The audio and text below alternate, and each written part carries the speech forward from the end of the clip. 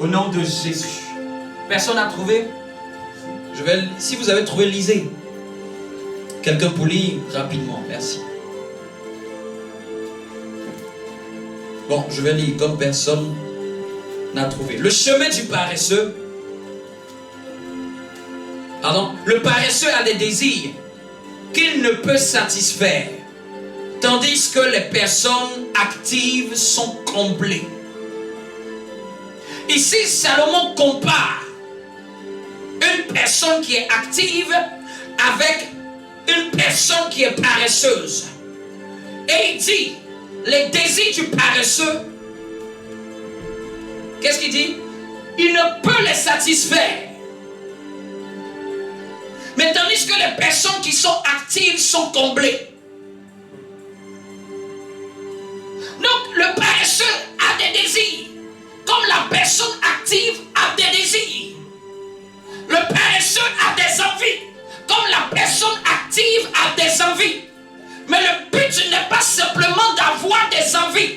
Le but n'est pas simplement d'avoir des objectifs. Le but n'est pas simplement d'avoir des désirs. Le but n'est pas simplement d'avoir à atteindre un Eldorado. Le but c'est de savoir qu'est-ce que je vais faire qui va me permettre d'atteindre l'objectif. Qu'est-ce que je donne comme monnaie d'échange à la place de ce que je me suis fixé.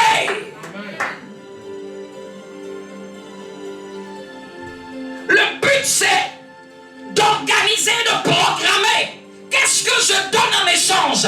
Quel prix je paye pour atteindre cette vision? Est-ce que quelqu'un me comprend? Parce que c'est bien d'avoir des envies. Tout le monde ici a envie de devenir riche. Même le plus hypocrite a envie de devenir riche. Parce que c'est face à l'argent que l'hypocrisie est. Tu vas demander aux gens, tu veux devenir riche? Il va te dire, j'ai pas envie. Tu es un menteur. Parce que la pauvreté n'est pas de Dieu. Et je ne sais pas qu'est-ce que tu peux chercher d'autre si ce n'est pas la richesse. Quand vous lisez dans l'Apocalypse, les 7 dimensions de gloire, on dit que la richesse soit à Dieu. Quelqu'un me comprend un peu? C'est le monde qui a donné une mauvaise image de l'emploi de la richesse. Si tu es riche, tu vas bâtir des églises. Tu vas bâtir, tu vas faire ce que personne n'a encore fait. Tu vas imposer le royaume de Dieu sur la terre. Tu vas imposer les valeurs du Seigneur dans des sphères, dans des quartiers, dans des avenues, dans des villes. Tu vas imposer la domination du royaume. Tu vas montrer à la télé ce que les gens doivent voir. Tu vas paresseux. Jusqu'à quand resteras-tu couché? Quand te lèveras-tu de ton sommeil? Ici, il n'a pas de problème que le paresseux dort. Mais il pose la question, jusqu'à quand? Jusqu'à quand te lèveras-tu de ton sommeil? À la fois sur le plan physique, à la fois sur le plan intellectuel, à la fois sur le plan spirituel. Quelqu'un me comprend un peu? Regarde quelqu'un, dis-lui, jusqu'à quand resteras-tu en train de dormir? Dis-lui, ton âge est en train d'augmenter. Jusqu'à quand tu restes dormir? Dis-lui, tu vois pas que tu as commencé à vieillir? Les rides que tu n'avais pas, tu as commencé à les avoir. Il dit, jusqu'à quand resteras-tu couché? C'est-à-dire que le problème, ce n'est pas, il ne te demande pas pourquoi tu dors. Ce n'est pas le problème de dormir, mais c'est quand tu es prêt à te lever. Est-ce que tu fixes un temps pour te lever? Est-ce que tu fixes un temps pour sortir du sommeil? Il dit jusqu'à quand? C'est-à-dire que le paresseux a débordé, le paresseux a exagéré, le paresseux ne s'est pas donné un temps pour se lever. Amen. Il y a un temps pour toutes choses. Il y a un temps pour se reposer. Il y a un temps pour s'endormir. Il y a un temps aussi pour se lever. Et il y a un temps pour travailler. Il y a un temps pour faire toutes choses sous le soleil. Mais dis-toi, jusqu'à quand? Cette année, quand tu veux réussir, il faut quantifier à quel moment tu te lèves. Il faut déterminer à quel quel moment tu te lèves. Ne dors pas comme un sac d'Éric qu'on jette sur le lit. Et puis ne sachant pas à quel moment tu te lèves. Tu te lèves quand le jour peut-être là, peut-être tu te sens heureux. Tu dois te donner un temps où tu te lèves. Tu dois savoir à quel moment je veux dormir. Je vais dormir combien de temps selon ma physiologie. Et après, à quel moment j'estime que je dois me lever. Mais quand tu ne sais pas à quel moment tu te lèves, c'est grave. C'est peut-être des problèmes qui vont te relever. Et le problème, c'est que ça ne vient pas tout doucement. Dis à ton voisin, jusqu'à quand te lèveras-tu de ton sommeil? Il y a des gens qui sont en sommeil intellectuel. Sommeil intellectuel. N'étudie jamais. Ne cherche jamais. Ne se forme jamais. Ne se renseigne jamais. C'est-à-dire, bien-aimé, dis-lui, dis à ton voisin, c'est pas un démon. Ce n'est pas un démon, le fait de ne pas connaître quelque chose. Mais ça devient démoniaque le fait de rester et de dire que je ne connais pas ça, tandis que tu sais comment on fait pour l'obtenir. Ça devient démoniaque. Ce n'est pas malheureux de ne pas savoir certaines choses, mais c'est tragique de malheureux de rester et de ne pas connaître la chose tandis que tu sais que tu peux l'obtenir. C'est ça qui est plus tragique. Il y a des gens qui sont au sommeil intellectuel, qui ne cherchent plus à fournir d'efforts. Dis à ton voisin, il ne faut pas devenir un légume. Hein? Parce que les légumes, c'est les personnes qui n'utilisent plus leur matière grise. C'est la société qui leur dicte comment ils doivent se comporter. C'est ce que dit le journal de 20 heures. C'est ce que disent les réseaux sociaux. C'est ce que dit la télé, les films qu'ils suivent. Ils sont influencés par la masse. Est-ce que vous savez que même psychologiquement, si tu ne travailles pas sur toi, tu vas être comme un mouton. C'est-à-dire que le monde là, il y a une grande catégorie de gens qui est appelée les moutons. C'est-à-dire que des personnes qui font la même chose, on connaît la même réaction. Parce qu'ils sont lobotomisés par les médias. C'est même, ça tient un esprit, ça tient un cerveau. Mais pour arriver à faire abstraction de ça et commencer à travailler pour sa vie et prendre un chemin différent, il te faut une discipline personnelle.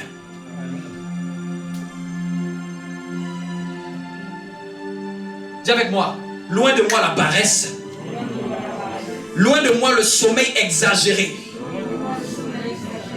Quand tu es fatigué, dors, mais lève-toi. Ne reste pas en train de dormir tout le temps. Quand tu es fatigué, dis à ton voisin, repose-toi. Et quand c'est le moment de se lever pour travailler, lève-toi pour travailler. Quelqu'un me comprend un peu? Donc je dis un autre élément, c'est la négligence. Tout ça sont les symptômes. Un autre tueur de destinée. C'est dans la même catégorie encore, la distraction. Dis avec moi la distraction. Dieu n'est pas contre le divertissement. Mais quelle est la limite entre le divertissement et la distraction? La limite est mince. On quitte du divertissement à la distraction quand cette chose commence à empiéter sur ton programme, sur tes objectifs et sur ta vision. Quand cette chose commence à prendre la place d'un travail que tu devais faire. Vous comprenez un peu? J'ai dit, Dieu n'est pas contre le divertissement. Nous ne sommes pas simplement des esprits. Nous sommes des esprits dans un corps de chair. Se divertir, c'est bien. Mais quand on dépasse le niveau du divertissement et on commence à entrer dans la distraction, là c'est dangereux. La même chose qui peut te divertir est la même chose qui peut te distraire. La même chose qui peut te servir à te divertir là, elle peut être aussi la même qui peut être en train de te distraire. c'est de savoir faire la part des choses. Dès qu'on parle de distraction, c'est que tu te défocalises de ton objectif précis. Elle te défocalise de tes priorités. Elle vient avant les choses importantes que tu dois faire. C'est pour ça qu'il faut aimer la technique de la carotte. Je dois faire ce que je dois faire prioritairement et après je me récompense. Mais je ne fais pas d'abord quelque chose pour me divertir tant que je n'ai pas accompli d'abord ma priorité de la journée. Si tu veux t'aider, tu peux t'aider comme ça. En te disant que si je fais cette chose, après maintenant je peux vaquer à autre chose. Mais si je n'ai pas fini cette chose, je ne me donne pas du répit. Quelqu'un me comprend un peu? Dis avec moi, loin de moi la distraction. Internet peut distraire. Les réseaux sociaux peuvent distraire. Le téléphone peut distraire. La télévision peut distraire. La vidéographie peut distraire. Les jeux peuvent distraire. Les mauvaises compagnies peuvent distraire. En fait, tous ces éléments-là, ils viennent grignoter nos 24 heures. En réalité, les personnes les plus riches au monde, ils vont vous dire, ils regardent moins la télé. Ils regardent moins la télé. Les personnes, quand tu as du temps à donner plus beaucoup d'heures à la télé, ça montre que tu n'as pas de vision. Ça montre que tu es satisfait de ton présent et que tu ne veux plus investir dans ton futur. Bien-aimé, regarde combien de temps bouffent ces choses dans ta vie. Dis à ton voisin, essaie de compter un peu combien de temps bouffent ces choses dans ta vie. À cause de ça même, ils ont créé même des applications où tu arrives à estimer le temps que tu passes sur certains réseaux pour arriver au moins, ça devient comme une addiction. On est aujourd'hui dans le 21e siècle dans lequel on est. La drogue n'est pas la seule chose néfaste qu'on peut être addict. Il y a des gens qui vont dire, oh moi la drogue loin de moi. Tu peux ne pas être addict à la drogue et à l'alcool, mais tu es addict au téléphone. C'est une addiction. J'ai vu un jour dans un programme, un homme de Dieu a prophétisé. Il dit, Dieu dit à la fille, ton téléphone, tu as vu que ça s'est cassé. C'est Dieu qui a permis que ça se casse. Parce qu'il dit que je vois que tu passes toujours ton temps dessus. C'était un message pour lui dire, attention. Donc dans l'ère de la technologie, là, il y a l'addiction à la technologie. L'addiction à la vidéographie. Tu peux être addict à la vidéographie. C'est-à-dire que regarder des films, ce n'est pas un péché. Mais quand ça commence à empiéter, ça commence à devenir ton loisir favori. Ça commence à devenir la chose qui commence à te prendre du temps. Ça commence à devenir démoniaque. Dis avec moi. Il est temps que maintenant les jeunes que nous sommes, on commence à prendre conscience qu'il n'y a pas la drogue et l'alcool qui sont les addictions aussi qui existent. Un jeune peut être addict d'internet, addict des réseaux, addict de son téléphone. Est-ce que quelqu'un me comprend un peu? Dis avec moi, loin de moi ces choses. Loin de moi ces choses. C'est pour ça que quand tu veux, bien aimé, tout est fait aujourd'hui pour déconcentrer. Tout est fait aujourd'hui pour défocaliser, détourner les objectifs. Tout est fait pour qu'on oublie notre direction. On oublie notre focus. Tout est fait, les spams, les publicités, tout ça pour le but de nous détourner de notre objectif.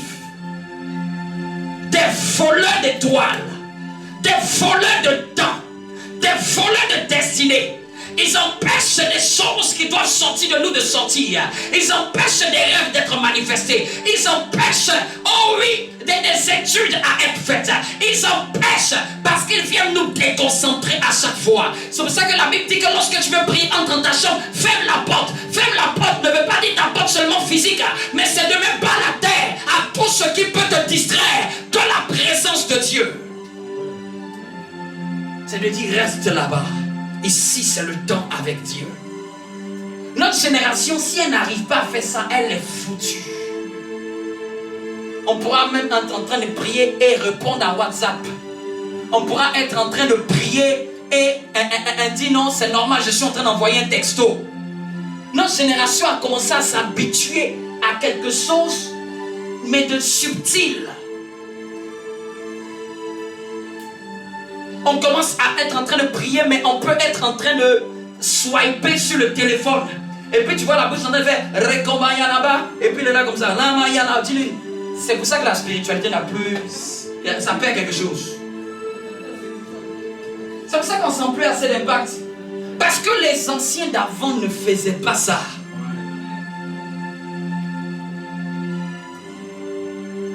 On n'a même plus la Bible en papier pour méditer. On ne peut même plus poser nos yeux sur le livre. C'est comme si ça nous démange.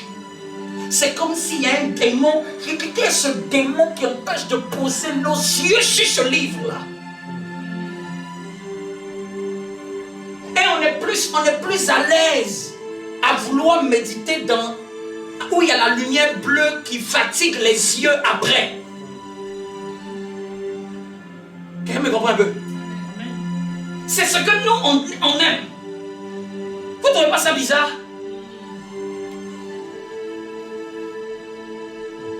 Ça fait la part des choses chrétiennes. Je le crois.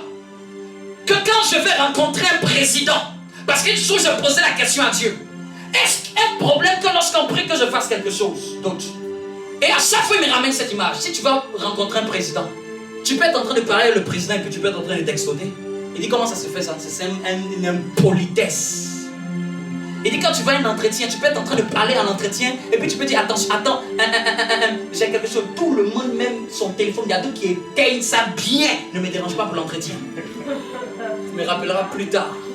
Mais quand c'est Dieu, on aime trouver des compromis. On aime vouloir que ça nous accompagne. Bien aimé, tu entres dans ta chambre de prière, prends ta Bible en papier et laisse tout ce qui va te distraire. Connais-toi toi-même. Connais ce qui peut être une faiblesse pour toi. La Bible dit que si tu connais quelque chose, c'est une occasion de chute. Arrache-le.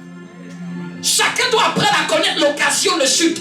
On n'est pas là derrière toi pour savoir. Mais tu dois savoir que ça, c'est un point faible pour moi. Si j'utilise ça, ça va commencer à me distraire. Quelqu'un me comprend un peu? Quelqu'un peut être en train de prier.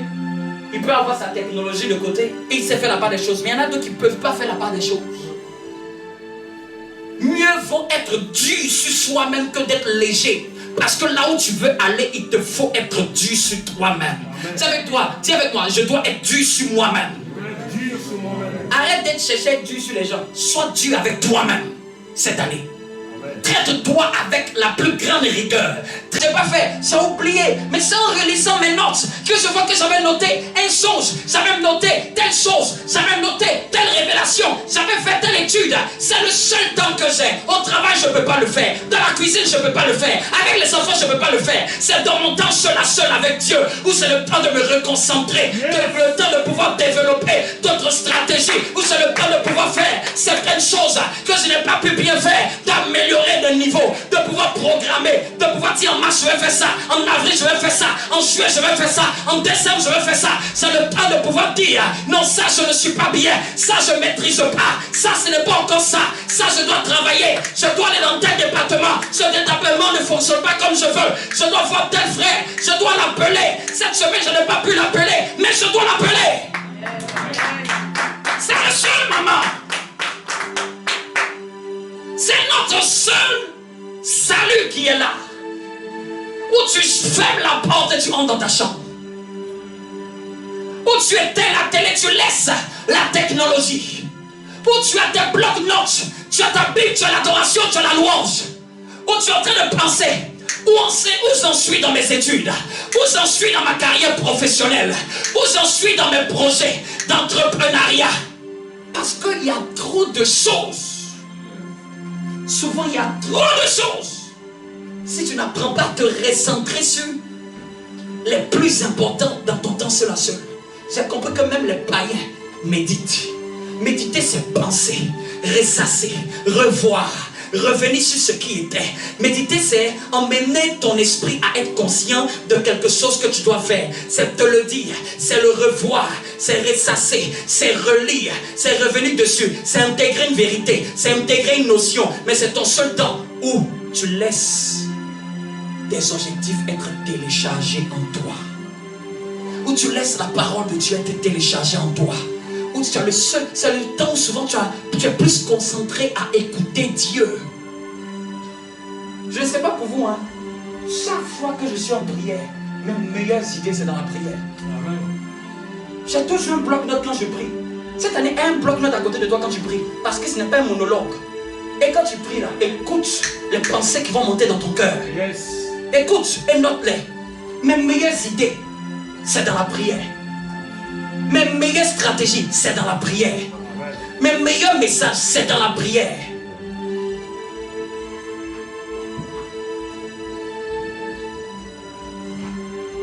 Est-ce que quelqu'un me comprend un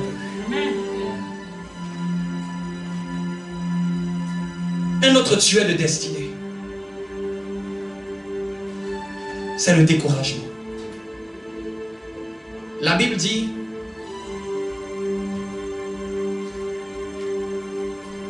dans le livre de Proverbes 18, l'esprit de l'homme le soutient dans la maladie, mais l'esprit abattu, qui le relèvera? Proverbe 18, 14. Proverbe nous aide vraiment ce mois-là, nous donner la sagesse de Dieu. Mais l'esprit abattu, qui le relèvera? Cette question est posée. Qui va relever un esprit qui est abattu? Le cœur brisé est l'esprit abattu. Quand Satan veut tuer des destinées, c'est d'envoyer des pensées qui empoisonnent pour venir apporter le découragement. C'est une âme que je déteste du diable. Venir emmener une forme de tristesse dans les cœurs. Venir emmener ton cœur à être rongé par une tristesse. Tandis que tu n'es pas malade. Tandis que tu n'es pas dans le manque. Tandis que tu n'es pas dans des difficultés. Mais tu ne comprends pas pourquoi bizarrement. Il y a une tristesse qui monte dans ton cœur. Et tu n'as plus envie de te donner à fond. Tu n'as plus envie de faire certaines choses. Quand tu détectes cela, tu jettes ça loin de toi. Ou si tu es une âme de cette église, que tu te sens triste et tu ne sais pas, appelle ton pasteur que je suis. Je vais te délivrer de la tristesse. Parce que je vais t'encourager. Je ne vais pas te laisser dans cet état. Personne n'est à l'abri de cet esprit sournois. Personne n'est à l'abri de cet esprit sournois. Quand il vient s'approcher du mari, d'une femme, c'est pour qu'il soit découragé du foyer. Quand vous voyez des gens qui abandonnent souvent le foyer sans cause d'infidélité, c'est à cause de quoi? Découragement. Il ne croit plus à son partenaire. Il n'espère plus. Lui-même il dit, j'ai tout fait. Mais si tu ne crois pas en Dieu, tu vas croire en qui? Et il abandonne. Souvent il abandonne les enfants. Il abandonne la femme. Quand tu vois des femmes qui abandonnent le foyer, souvent c'est des découragements. Elle va te dire que cet homme est ingérable. Cet homme-là, je n'en peux plus. Parce qu'elle a bout de force. Quand quelqu'un est découragé, il détruit sa destinée. Il détruit ce qu'il a construit de ses propres mains. Quelqu'un me comprend un peu? Quand quelqu'un est découragé, il arrête d'avancer. Il arrête de progresser. Quand on m'a donné le témoignage d'un pasteur un jour qui a dit à ses fidèles, le dimanche que vous voyez aujourd'hui, ce dimanche-là, c'est le dernier dimanche de l'église. Je pars aux États-Unis. Les chrétiens pensaient qu'ils rigolaient. Ils sont revenus le dimanche prochain. L'église était fermée. Il était découragé des chrétiens. Il dit, il en a marre des chrétiens de Paris.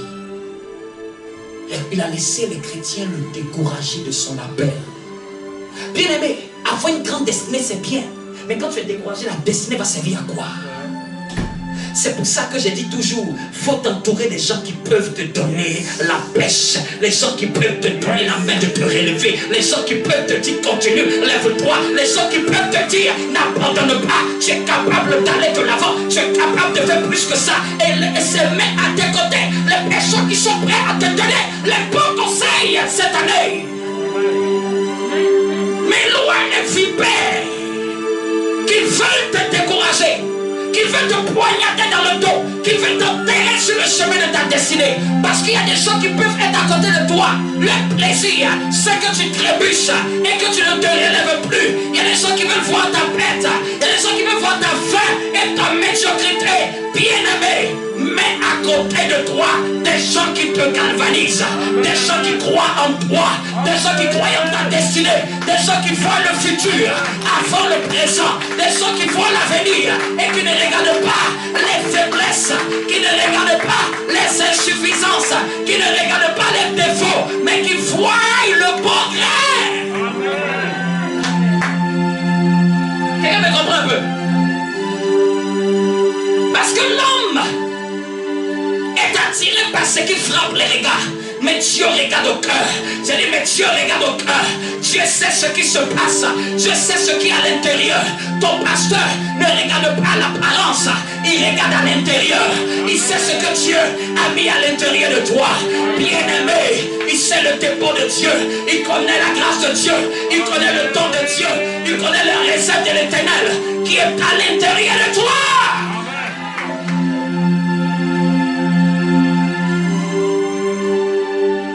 C'est pour ça que vous tous qui êtes ici, quand je vous parle, je ne vous parle jamais souvent à cause de votre présent. Je vous parle vous tous à cause de votre futur. Quand je crois en vous, ce n'est pas parce que vous n'avez pas de défauts. Ce n'est pas parce que vous n'avez pas de faiblesses. Ce n'est pas parce que vous n'avez pas des insuffisances. Mais je crois en la grâce de Dieu qui est à l'intérieur. C'est celle-là que je veux faire croître. C'est celle-là que je veux faire croître. Je veux que ce qui est défectueux s'abaisse. Et ce qui est bon monte. Que ce qui est défectueux s'abaisse. Et ce qui est bon monte. Lorsqu'un homme avait semé une bonne semence dans son champ, la Bible dit que pendant qu'il dormait, son ennemi est venu semer de l'ivraie. Les serviteurs sont venus dire, maître de l'ivraie est là. Est-ce qu'on peut enlever la sagesse de Jésus? Jésus dit, n'enlevez pas le mauvais grain. Parce qu'en voulant enlever le mauvais grain, vous allez aussi détruire la bonne semence. Il y a des gens qui viennent de se convertir. Tu peux voir l'ivraie, tu peux voir la bonne semence. Mais en tant que pasteur, ce n'est pas parce que je cassonne la mauvaise semence, mais je suis en train d'enraciner la bonne semence. La bonne semence. Pour qu'à un certain niveau, je vais déraciner l'ivraie. Mais quelqu'un d'extérieur va penser que on est en train de cautionner le mauvais grain. On est en train de cautionner. Non, je ne cautionnerai jamais un mauvais grain. Je ne cautionnerai jamais un écart de langage ici. Je ne cautionnerai jamais un manque de respect. Je ne cautionnerai jamais des insultes. Je ne cautionnerai jamais l'irrespect dans cette église.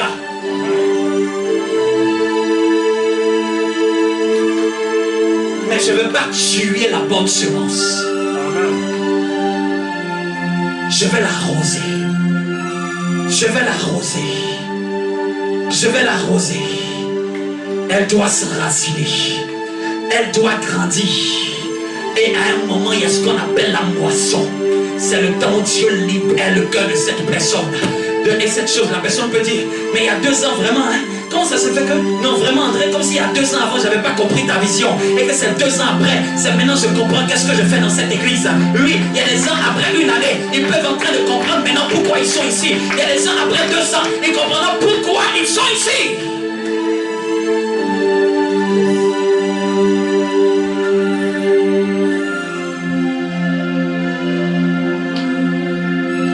Je termine avec d'autres tueurs de destinée.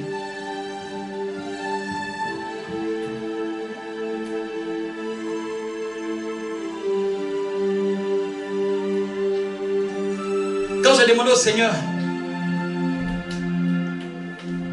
révèle-moi des tueurs de destinée, il me dit, regarde dans la Bible et allez même faire cette étude. Regardez tous ceux qui étaient proches de Dieu qui sont morts, qui ont mal fini. Premier individu, c'est Caïn. Il dit, regarde, La destinée de Caïn était détruite. À cause de quoi? La jalousie. À cause de quoi? Une jalousie de voir son frère être béni. Et l'Esprit de Dieu me dit, regarde, voici un ingrédient qui détruit des destinées. Quand quelqu'un se laisse ronger par une jalousie extrême, de voir pourquoi l'autre est béni et lui n'est pas encore béni. Et cette jalousie va commencer à lui détruire sa destinée. Quand tu te laisses posséder par cette jalousie, c'est l'un des premiers exemples, l'esprit qui a animé Caïn. C'est un esprit qui n'a même pas écouté l'exhortation du Seigneur. Vous imaginez, Dieu exhortait un homme. Cet homme n'a pas écouté l'exhortation de Dieu. Non, ne pensez pas que non, chez nous les pasteurs, les gens vont tous nous écouter. Tu rêves. La première prédication de Dieu, infidèle, il n'a pas écouté le prédicateur. Dieu lui a dit, si tu fais bien, tu relèveras ta tête. Il n'a jamais relevé sa tête. Parce qu'il a fait mal. Il n'a pas fait bien. Il n'a pas écouté Dieu. Donc c'est aussi un cœur qui est rebelle. Ça, notez ça. C'est-à-dire la jalousie de voir son frère être béni. Et aussi un cœur rebelle au conseil des autorités. Un cœur rebelle à l'instruction des autorités. À l'instruction de nos responsables. À l'instruction de ceux qui sont placés au-dessus de nous. Un cœur rebelle. Un cœur fermé. Ça détruit des destinées. Est-ce que vous le notez ça? Avec Caïn, on a vu ces deux choses. Une jalousie et un cœur rebelle. J'ai dit quoi? Une jalousie et un cœur. Ne laisse pas ces deux choses-là venir proche de toi. Tu as vu quelqu'un être béni et que tu sens qu'il y a une malice qui monte dans ton cœur de vouloir le dénigrer ou le salir ou l'envier de manière méchante. Il faut commencer à mettre tes genoux par terre pour dire, Seigneur, délivre-moi de ce sentiment.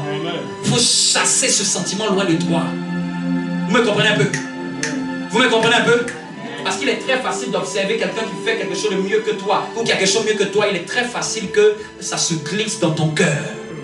Et quand souvent tu te connais, souvent ne regarde pas, ne commente pas et ne cherche pas à convoiter ces choses. Quelqu'un me comprend un peu? Il m'a dit, regarde avec qui d'autre. Qui d'autre a fini mal dans la Bible? Il y en a plusieurs. Mais je vais prendre quelques exemples pour terminer, comme nous arrivons à la fin. Il me dit, regarde Balaam. Balaam, un prophète de Dieu. Et ici, même ici, souvent, ça peut même parler à la destinée des hommes de Dieu qui échouent. Balaam était un vrai prophète de Dieu. Il avait révélé que lorsqu'on adore l'Éternel, les yeux s'ouvrent. Il avait révélé un grand mystère du prophétique. Mais Balaam, quel était son problème? C'était une convoitise, une soif de posséder des biens. À cause du fait que Balak lui a proposé de l'argent. Proposé de l'argent pour maudire le peuple d'Israël. Balaam a laissé la convoitise de la soif du gain. Et il faut noter ce point. Une soif de posséder des biens. Une soif qui te démange. Elle peut t'emmener à dévier de l'objectif. Elle peut t'emmener à rater. Jusqu'aujourd'hui, on parle de l'esprit de Balaam. Un esprit qui est pervers. Un esprit qui a des vices. Un esprit qui cherche à faire tomber les enfants de Dieu en cherchant quels étant les points faibles. Et dans le but que Dieu les maudisse. Vous comprenez un peu? Un esprit qui connaît les codes du ciel, mais qui les utilise à ses fins matérielles. Quelqu'un qui a la grâce de Dieu, mais qui l'utilise pour son ventre. Quelqu'un qui a le don de Dieu, mais qui marchande, qui vend. Cette personne est en train de détruire sa destinée. Que ça parle même aux hommes de Dieu. Vous avez quelque chose de Dieu en vous, ne vendez jamais ce que Dieu a mis comme grâce en vous. Quelqu'un peut vous bénir, mais on ne marchande pas la grâce de Dieu. On ne marchande pas les dons de Dieu. On ne marchande pas la connaissance que Dieu nous a donnée. On ne deal pas avec ce que Dieu a mis en nous. On ne cherche pas son intérêt personnel au détriment de détruire l'intérêt d'un plus grand nombre. Parce que j'ai vu souvent des hommes de Dieu être souvent tellement déçus. Vous dites les chrétiens, on va pas les louper. C'est pas là. Parce que le cœur a été déjà rongé par de telles déceptions que maintenant quand il attrape un chrétien, il dit délivrance 500 €. 3 esprits, tu multiplies par 3. Esprits ancestraux, c'est 1500. C'est que tellement, et ça existe à Paris, ça a existé. Qu'il y a des années même, ils ont fait même un film dessus. Les gens facturaient la délivrance. Et c'était dans une église où le pasteur a fait signer comme une reconnaissance de dette à une personne. Quelle tragédie! Je dois prier pour toi, mais va sur le papier. Signe que quand tu vas être béni, tu me seras redevable de temps. C'est de la malédiction. C'est de la malédiction. Ça, c'est l'esprit de Balaam. Ça détruit des destinées. Ça détruit des ministères. Ça détruit des églises. Je m'arrête là. Est-ce que tu peux acclamer le Seigneur? Acclame très bien le Seigneur. Lève-toi et tiens-toi debout. Acclame le Seigneur très fort.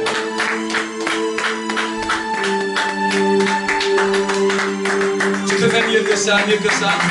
Sans un lotissement, un peu autre chose. Acclame très bien le Seigneur. C'est avec moi, loin de moi, tous les tueurs de destinée. Loin de moi, tous les tueurs de destinée. Loin de moi la paresse. Loin de moi la négligence. Loin de moi le sommeil exagéré. Loin de moi la jalousie mortelle. Loin de moi la désobéissance à Dieu. Loin de moi l'esprit de Balaam. Loin de moi l'esprit de Judas. Loin de moi l'esprit de Caïn. Loin de moi l'esprit de Corée. Loin de moi tous les tueurs de destinée.